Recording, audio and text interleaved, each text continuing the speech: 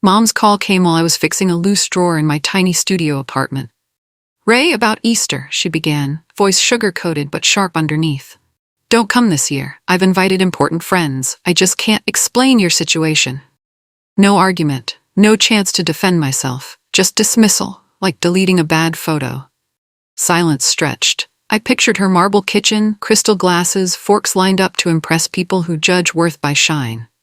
"Fine, Mom," I said, steady. "Happy Easter." I ended the call before she could. My phone screen reflected my face, calm outside, storm underneath. I'd been labeled an embarrassment since middle school, too quiet, too curious, too different. Usually I swallowed it, but embarrassment kept echoing, burning like acid on my tongue. I breathed, slid the phone away, and felt something shift.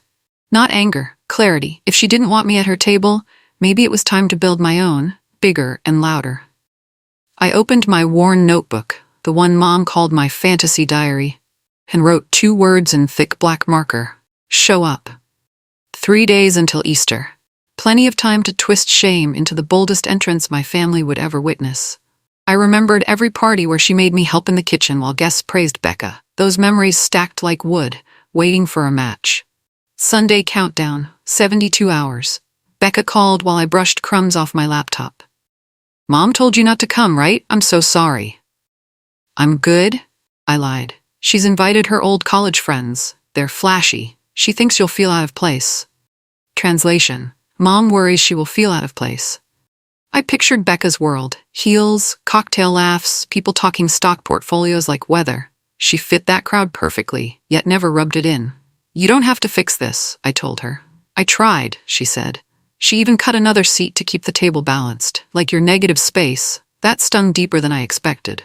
"Look, Ray, you can crash the dinner. I'll set an extra plate. Say the word." I smiled at the laptop camera she couldn't see. "Thanks, Beck. Let's play it by ear." "You're not mad at me?" "Never," I said. After we hung up, guilt flickered in her last sigh. She didn't know I'd already lit the match. I opened my calendar, circled Easter Sunday in red, and texted a contact. "Plans on. Noon sharp." Outside, church bells rang, counting the hours left. Saturday rain traced crooked lines on my window, and memories slipped in through every leak. I was 8, standing by the staircase in a glitter dress I'd sewn from scrap fabric. Mom hissed, "Go upstairs, Ray. Guests don't need circus acts." Downstairs, Becca twirled in her store-bought gown while applause fluttered. High school, state coding prize. Mom never showed, busy hosting a wine mixer. Becca texted photos of strangers toasting under our chandelier. College break. I came home with blue hair. Mom gasped, like I dragged crime into the foyer and made me wear a baseball cap at dinner. Every scene carried one note: Ray doesn't fit. Rain hammered harder. I wrote those moments on sticky notes and spread them across my desk like clues. The pattern screamed: Mom's obsession with appearances, her terror of anything that didn't sparkle on command. For years I sanded down my edges, hoping to slide into her perfect frame. Now I saw the frame was the problem, not me. Thunder cracked overhead. "Enough," I whispered to the glass. Tomorrow I wouldn't climb those stairs. I'd kick the whole door open, and I wasn't stepping in alone. Someone legendary was walking right behind me. Just watch. I logged into the secure dashboard of Thalassa AI. The name Evelyn and I scribbled on a fat napkin 6 months ago. Numbers glowed: $10,000 seed round, status funded. Nobody in my family knew. It started in a bland hotel conference room during a closed-door summit. I'd pitched our ocean data model to 20 silent investors. 19 passed. Evelyn Cole, sharp suit, sharper eyes, stayed after. "You don't fake it," she said, sliding her card across the table. "I like that." Weeks later, we signed contracts in her penthouse kitchen, steam from her espresso machine curling like signatures in the air. Equal partners. No press release. Evelyn trusts stealth. Real builders move quiet, Ray. Let the product speak. I kept the same studio, the same bus pass. Power feels heavier when nobody sees you carrying it. Easter Eve, I drafted 2 messages, one to our dev team, launch timeline unchanged. The second to Evelyn. "Tomorrow? Noon. Formal dress." She answered with a single emoji. I grinned. Zipped the only designer outfit I owned, a gift from Evelyn, into a garment bag. My reflection winked back, half disbelief, half promise. Mom thought I was broke. Tomorrow she'd choke on that mistake. And the whole room, would taste the truth I'd been aging in silence. I still hear the low drone of that hotel projector when my life pivoted. 20 investors lounged in leather chairs, scrolling phones while I explained how underwater drones could map plastic currents. My slides burst like quiet fireworks, bright, easy to ignore. Questions peppered me. Market size. Why trust you? One gray-templed man muttered, too early, before I finished. My throat tightened, but I kept my voice steady, gripping hope like a rope over a canyon. A single chair squeaked. A woman in charcoal heels leaned forward. Evelyn Cole. Everyone else finally looked up. She asked one thing, what scares you more, failure or noise? Noise, I answered. Failure teaches, noise drowns. Her smile was small and wolfish, and the room felt hotter. Afterward, the others filed out. Polite nods, zero commitments. Evelyn stayed, tapping her titanium pen on my abandoned proposal. Lunch? She offered. I prefer deciding on sandwiches over boardrooms. At the deli downstairs, between mustard spreads, she said, you don't fake it. I like that. Her card landed like a key. Outside, sunlight struck the letters on her town car. Cole Ventures. The door clicked shut behind her, and I knew everything had changed forever. Weeks blurred into code sprints, midnight ramen, and quiet lawyer calls.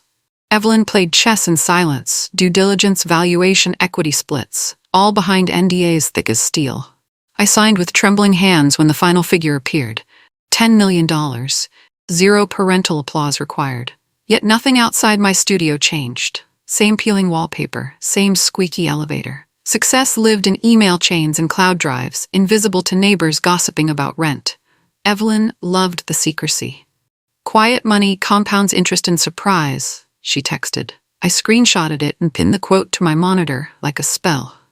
Our algorithm's first test traced swirling garbage currents off Indonesia and beat university benchmarks by 40%. A famous scientist replied to our preprint with 3 red exclamation emojis. I almost screamed, but remembered the vow. No noise. Despite buzzing Slack channels, my personal phone stayed empty. No family pings, no mom bragging about her genius daughter. She still thought I fixed laptops for grocery money. Sometimes I wondered if pride would bloom if I explained. Then I replayed her voice slicing Easter plans and felt the answer harden. Profit shared is sweet. Profit revealed at the perfect moment tastes like lightning. Easter dinner would bring the storm. Sunday dawned bright, but old shadows stretched long. While steaming my suit, I replayed a lifetime of small cuts. Age 11, Mom forced me to swap my handmade science fair poster for a printed template because marker lines looked messy. Judges praised neatness, not the idea. Age 16, she hid acceptance letters from art programs, fearing I'd choose paint over pre-law. Age 22, at Becca's graduation brunch, Mom introduced me as the creative one, still figuring things out, like I was lost luggage. Her words built a cage, each barb a rusted bar locking me into less than. Becca proved the pattern wasn't genetic. It was training. She thrived under Mom's spotlight, yet always called to check my pulse after every storm. Different branches, same root. Steam hissed from the iron, clouding the mirror. In that fog, I saw 2 selves, the shrinking child and the woman holding equity papers worth more than Mom's whole block. Only one could walk through her door. I pressed the collar flat, sealing the past beneath crisp fabric. My phone buzzed. Evelyn's message, car outside. Wolf's hungry, time to feed the pack. Evelyn's town car idled at the curb, sleek as midnight ink. Inside, she greeted me with a grin and a tiny Easter basket filled with dark chocolate wolves. For dramatic effect, she said. We reviewed the strategy. 1. Arrive at noon, prime mingle hour. 2. Speak only when asked. 3. Let silence work harder than speeches. If she welcomes you, Evelyn teased, we'll invent Plan B. We both knew Plan B wouldn't be needed. Halfway to my childhood neighborhood, I texted Becca, running late, save me some rolls. True, but incomplete. She replied with a heart. Evelyn checked a slim tablet, press articles queued for release after launch. Headlines glimmered. Cole partners with unknown genius. Unknown, not for long. Familiar streets appeared, manicured lawns, houses where kids couldn't scuff shoes. My heart drummed harder. What scares you? Evelyn asked. Nothing that fits on that lawn, I answered. The driver turned into our driveway, tires crunching perfect gravel. Through the windshield, I saw Mom's door swing open, guests already swirling inside. Evelyn offered her arm. Ready to rewrite family history? I took it. Let's bite. 2 hours before the car rolled onto my old street, Becca's name glowed on my phone again. Making orange glaze for the ham, she whispered. Wish you were here. I typed, then backspaced, I'll be there sooner than you think. Instead, I sent a winking bunny sticker. She called anyway. Pots clanged behind her. Mom's acting like it's the Met Gala. If you change your mind, I'll drag out the folding chair. Save me the crispy edges, I joked. You're okay, right? I glanced at Evelyn beside me, scrolling headlines about our stealth launch. Promise. Becca's voice dropped. Mom told everyone you work customer support now. I nearly threw a ladle. Stories change, I thought. Let her talk. She doesn't deserve you, Becca said. But I do. Text if you need backup. I've got backup, I answered, eyeing Evelyn's silver briefcase. We hung up. Cherry trees blurred past the window. My sister's loyalty warmed me, but it also sharpened the stakes. There would be no folding chair. Only the seat Mom swore I didn't deserve, and the partner nobody dreamed I could bring. Driveway ahead. Wolves at the door. The mansion looked smaller than memory, like a dollhouse stretched for guests. From the back seat I watched Mom orbit floral towers, polishing crystal until it matched her smile. Caterers floated behind her, arranging canapes shaped like birds' nests. She counted plates, lips forming 12. Perfect symmetry. I was the cursed 13th. Guests arrived in glossy waves, sorority sisters, finance couples, a real estate shark with monogrammed gifts. Mom accepted praise like royalty, never mentioning the daughter she'd cut from the headline. Evelyn tapped her watch. 11:57. I thumbed the small wolf charm on my bracelet, her first gift after signing. Storm countdown. 3 minutes. Inside, Mom laughed brightly, telling someone, 13 is unlucky. Balance matters. A sentence sharp enough to slice skin. Wind rattled cherry blossom branches, petals swirling across the welcome mat like confetti thrown by unseen rebels. Ready? Evelyn asked. Beyond ready. I steadied my breath, feeling power coil in my chest. I'd spent years nose pressed to this glass. Tonight the house would press its face to mine. I exhaled. Showtime. Phone buzzed at 11:58. Mom didn't set a place for you, Becca texted.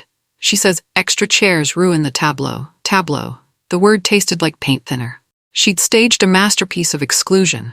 Add one anyway, I replied. She flipped. Becca shot back. If you show, she'll improvise. A photo followed. The dining room's perfect circle of gold-edged cards, my absence glaring like a burnt bulb. Evelyn raised an eyebrow. Logistical hiccup? Just geometry, I said. We'll redraw it. Driver's voice. Noon sharp, Miss Cole. Evelyn smoothed her jacket. Curtain up. Another ping from Becca. A single nervous question mark. I silenced the phone. Door handles clicked. Gravel settled. The air stilled, waiting. Mom's flawless picture was about to gain an unexpected, indelible stroke of color. We stepped onto the porch. Me in minimalist ivory suit. Evelyn in charcoal lines of quiet power. The bell's chime rolled through the foyer like distant thunder. Becca opened the door and froze, eyes flicking from me to the billionaire beside me. You're early and that's Evelyn Cole. Surprise, I whispered. Mom's heels clacked closer. Becca, who is? She halted as recognition detonated behind her eyes. Evelyn reached out. Lovely home, I'm Ray's partner. A partner? Mom echoed, voice cracking. Murmurs rippled down the hallway. Someone hissed, is that really her? I met Mom's stunned gaze. I didn't want you worrying about my situation. Thought I'd clarify in person. Guests craned for a better look, champagne flutes freezing midair. Mom blinked, struggling for balance. We weren't expecting. I know, I said, stepping inside. Surprise settings are awkward. Shall we find the table? Each footfall across the marble rewrote every sentence she'd ever spoken about me. And behind me, Evelyn smiled like the wolf she promised to be. The real dinner had just begun. Evelyn clicked her heels on the marble floor, each tap a small quake. I felt the room tilt as she scanned the crystal chandeliers and manicured drapes. She stopped by Mom, eyes dancing. You must be Ray's mother, she said, voice soft as velvet and twice as sharp. I've heard fascinating things. Mom's spine snapped straight. Her smile trembled like a faulty light. Excuse me? Evelyn tilted her head, studying her. A visionary raises eyebrows before applause. I was eager to meet the woman behind such extraordinary silence. A hush swallowed the room. Forks hovered inches from plates. I sensed Dad's poker face relatives tensing as if waiting for the first punch. Becca pressed her lips together, eyes wide. Guests murmured, leaning into the shockwave. Mom's perfume, usually a shield, felt flimsy now. I stepped forward, shoulders squared. Surprises can be unsettling, I said, voice steady but loud enough for everyone. I thought it best you hear directly from us. Mom blinked, mouth parted. A bead of sweat traced her temple. The most powerful woman I knew on paper looked suddenly small. Behind me, Evelyn's heels clicked again. The room held its breath, waiting for the next move. I took a breath and raised my hand, the one holding Evelyn's arm. This is Evelyn Cole, my business partner. A ripple ran through the guests. Evelyn nodded and extended her free hand. We're launching Thalassa AI this fall. Ray's vision makes every ocean wave speak. Gasps rippled like a tide. Someone sputtered champagne foam. Mom's eyes flicked between us, disbelief etched around her mouth. Becca's whisper tickled my ear. You didn't tell me this. I smiled, low and certain.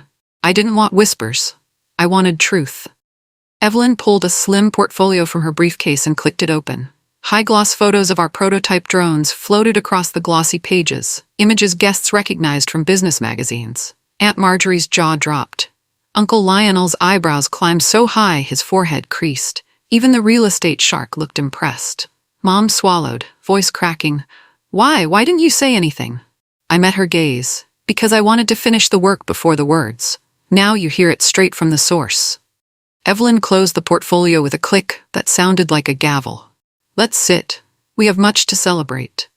The grand reveal was complete, and the table's power had shifted. Cutlery chimed as servers led us to the table. The room buzzed, excited, stunned, hungry for more twists. A guest spilled wine mid-cheer. Burgundy dripped onto white linen like a warning. Guests froze. Someone muttered, "Is this real?" Becca squeezed my hand under the table. Her smile was fierce, proud, protective. I'd never seen her look at me this way. Mom hovered at the head, eyes scanning our tide fork stance. She tried a weak laugh. I suppose we should toast. But her words splintered. Evelyn raised her glass. To silent tides that reveal hidden treasures. She locked eyes with Mom. And to daughters strong enough to ride them. Glasses clinked, forks scratched plates. Conversations bustled. About tech, about audacity, about betrayal turned triumph. Mom's shoulders trembled. I watched her try to salvage composure. She cleared her throat. Well, this is unexpected. Aunt Elaine leaned in, whispering, "You must be so proud." Mom forced a nod, lips pinched. I took a slow bite of my first course, flavor sharp as victory. Across the table, Evelyn's gaze held mine. This is only the beginning. Dessert arrived, individual soufflés crowned with spun sugar. I set my spoon down, heart pounding. Mom cleared her throat again. "Ray, you said I'd embarrass you. You've always—" I held up a finger. "Mom, I let someone you respect speak first." My voice settled over the room like dusk calm after a storm. She blinked, confusion and shame flickering in her eyes. I leaned forward.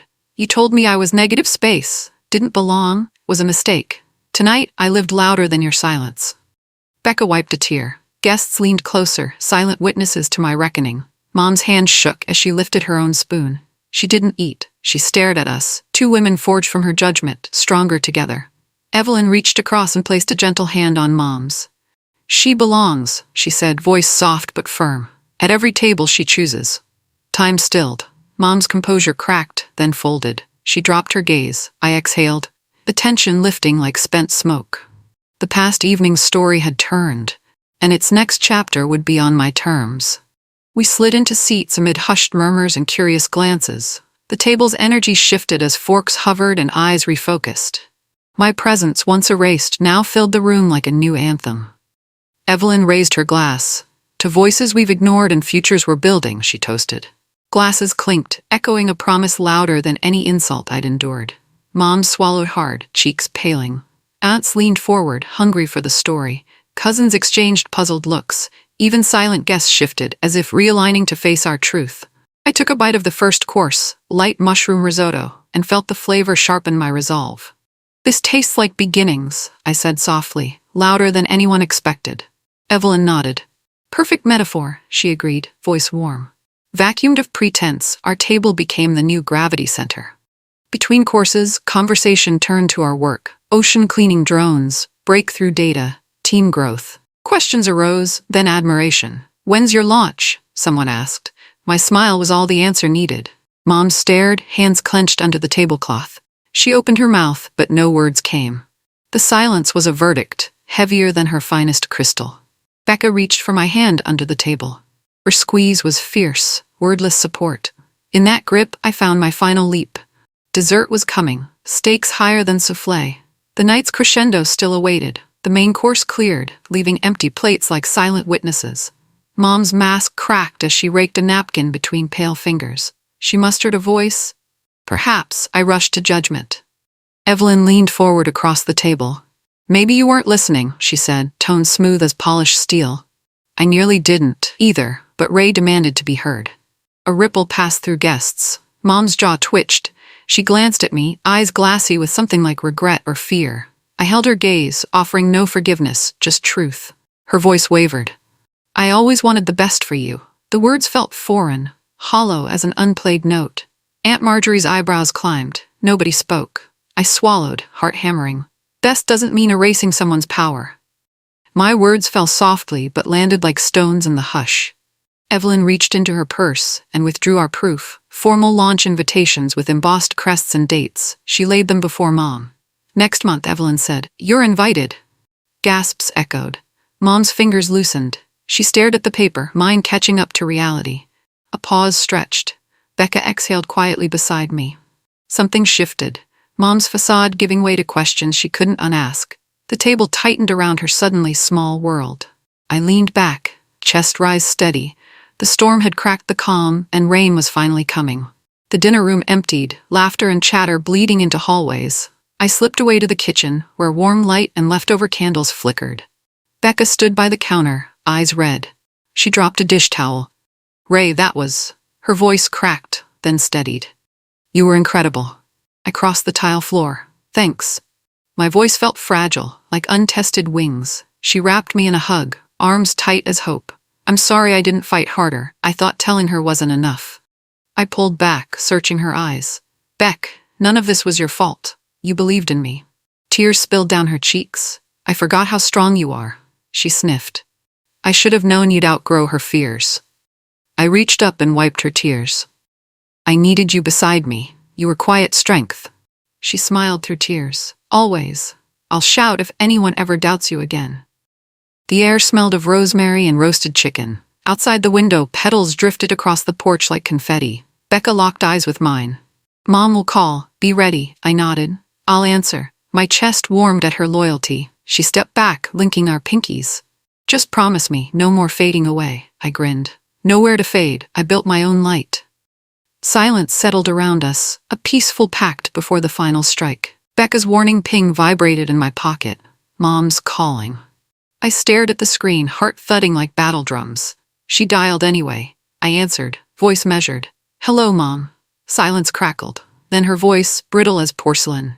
Rachel, about tonight? I never meant. I held the phone away, speaking to Becca over her shoulder. Block the line, I whispered. Becca nodded, jaw clenched. I turned back to the call. Mom, I'm done explaining. My tone was calm, final. You were never the problem. I was just tired of proving myself to someone who'd already decided I was a mistake. Her voice quavered, small as a trapped bird. Ray? No. I cut in. I built something you couldn't see and brought it here to show you. I don't need your validation. The line clicked. I stared at the dead screen, feeling dust settle over my chest. Becca reached out, squeezing my arm. That was perfect. I exhaled. I needed to speak that. She needed to hear it, even if she never says sorry. Becca brushed crumbs from her jeans. What now? I stepped toward the front door, facing the empty porch. Now, we keep moving forward, and we let the world know our names. A single cherry blossom landed at my feet, bright and defiant. I paused on the porch, breath steady despite the storm in my chest. Mom's heels clicked behind me. Why are you doing this? She demanded, voice brittle as cracked china. Porch light haloed her pale face. This isn't revenge, I said, calm but firm. It's proof. Proof that I had power you refused to see. Becca leaned in the doorway, arms crossed like a silent shield. Evelyn stood just behind me, calm wolf at my back. Guests drifted to windows, wine glasses frozen midair. Mom's shoulders slumped. I was protecting you. Regret dripped from her words, raw and unpolished. Protecting me from what? I asked, voice softer now. You protected your image, not me. I've lived under your shadow. Right tonight was me stepping into the light. Silence cracked between us, cold and sharp. Tears welled in Mom's eyes. I'm sorry, she whispered. I nodded once. I know. No forgiveness, no invitation, just truth spoken and space created. Behind me, Becca and Evelyn fell into step. The front door clicked shut. Mom stood rooted, watching our retreating backs. The night air carried our departure like a starting gun. One chapter ended, another waited beyond that threshold. The town car wound away from the mansion, headlights carving through dusk. Evelyn unbuckled her seatbelt and turned to Mom's darkened windows. "You raised a visionary," she said, voice velvet with steel. "Shame you couldn't see it before the rest of the world did." Her words landed like a dagger in pearls. I watched Mom's silhouette slump in the foyer light as we pulled away. Inside the car, I exhaled long and slow. Evelyn offered me a small box, tied with a silver ribbon. "For the real hero tonight," she said. I opened it to find a single wolf charm, dark metal, eyes of onyx, a reminder of strength and silence. I clipped it to my bag strap. Outside, the estate's windows glowed, casting longer shadows as we vanished down the drive. My mother remained a lone figure framed in light, her regrets echoing behind us. Evelyn laid a hand on my knee. "Well played," she murmured. "Now the world knows." I closed my eyes as the city lights approached. The night had handed me victory, and a future built on my own terms. Back at my apartment, Becca and I collapsed on the sofa, adrenaline still sparking between us. My phone exploded with messages. Friends, investors, even journalists who'd caught wind of Evelyn's surprise visit. "She's a genius," one text read. "That was Evelyn Cole?" Another. Becca scrolled aloud, laughter and pride mixing in her voice. In the corner, unopened emails from Mom waited like guilty confessions. I left them untouched. Outside, sirens wailed in the distance, but inside we celebrated quietly, champagne flutes clinking, chocolate wolves from Evelyn's basket crumbling between our teeth. "I can't believe how stunned she looked," Becca said, eyes shining. "She still thinks she's in control." I leaned back, chest light. Control's overrated. But as midnight edged toward morning, I wondered how long that high would last. Power tasted sweet, but real strength lived in consistency. Becca nudged my arm. "Planning tomorrow yet?" I grinned. "Tomorrow, we launch." And with that, the aftermath settled into purpose, one I'd steward beyond any dinner table. Weeks later, winter lights sparkled across New York City as invitations landed in inboxes and mailboxes. One arrived for Becca in pale cream stock embossed, "You're invited to the Thalassa AI launch." Mom got nothing. Instead, her reply came as a long, desperate email full of guilt trips and pleas to come home. I read it once, then archived it unread. Launch night arrived. The ballroom buzzed. Tech press, investors, partners. I wore the wolf charm on my lapel and felt its weight as pride. Becca found me, eyes glowing. "I always knew you'd do this." She slipped into the front row. As I stepped to the podium, I glanced toward the doorway. No sign of Mom. A final email notification popped up. "Please talk to me, Ray." I shut the laptop. Microphone in hand, I greeted the crowd, voice clear and powerful. "Welcome to Thalassa AI." Behind me, screens lit with our first public demo, drone footage of ocean currents, data cascading like stars. Gasps rippled through the audience. I smiled at Becca, then out at the sea of faces. Control had shifted from someone else's narrative to mine. Spotlights framed me on the stage beside Evelyn. Cameras flashed like fireflies. I felt my mother's absence as keenly as her criticism once stung. Becca stood front and center, cheering silently. Behind her, investors whispered, "She's incredible." After the applause, Evelyn nodded. "Your moment," she whispered, handing me the mic. I looked over the crowd, journalists, scientists, friends, and yes, Becca, my real family. Then I spoke. For a long time, I was told I didn't belong at the table. I paused, letting the weight sink in, so I built my own. Screens behind me glowed with our logo, Thalassa AI. The audience erupted in applause that shook the chandelier. Later, Becca told me Mom called her in fury, gathering friends to gossip over my arrogance. Becca laughed it off. I clipped the wolf charm to my lapel again. My world had expanded beyond any dinner invitation. I'd reclaimed every seat I deserved, and then built a bigger table to invite the world.